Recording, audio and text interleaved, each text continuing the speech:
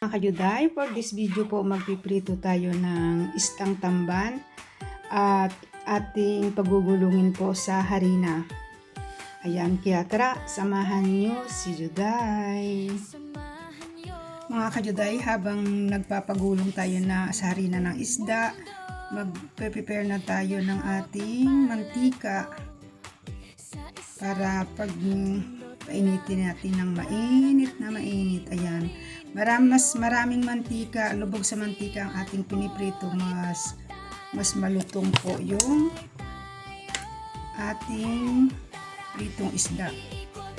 Ayan. Ayan mga kayuday, tayo ay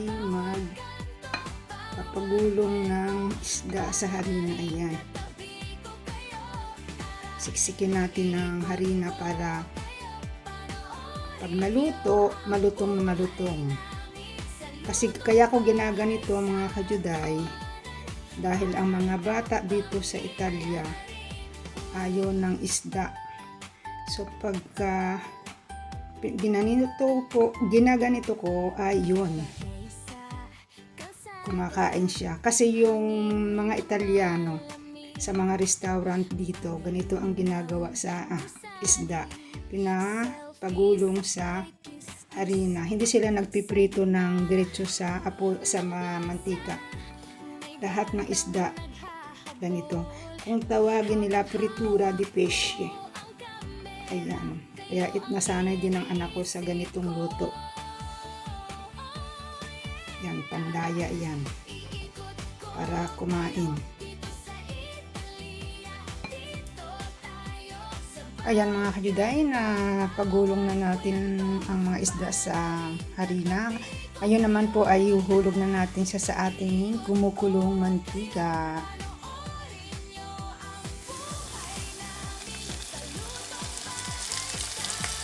Ayan, diba? Lubog na lubog, mas maganda.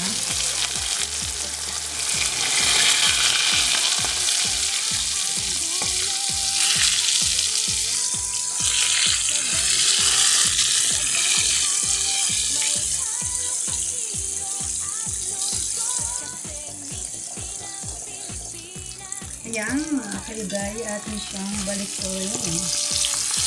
Wow!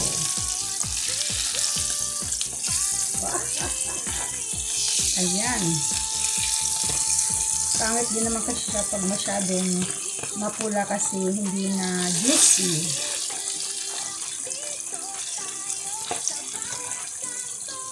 Ayan, medyo nasunog na nga itong iba.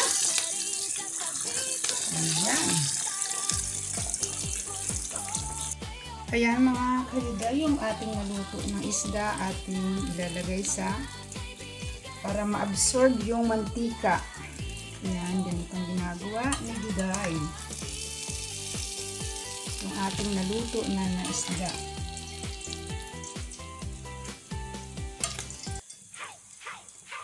Ayan, tapusin lang natin yung ating pagpiprito.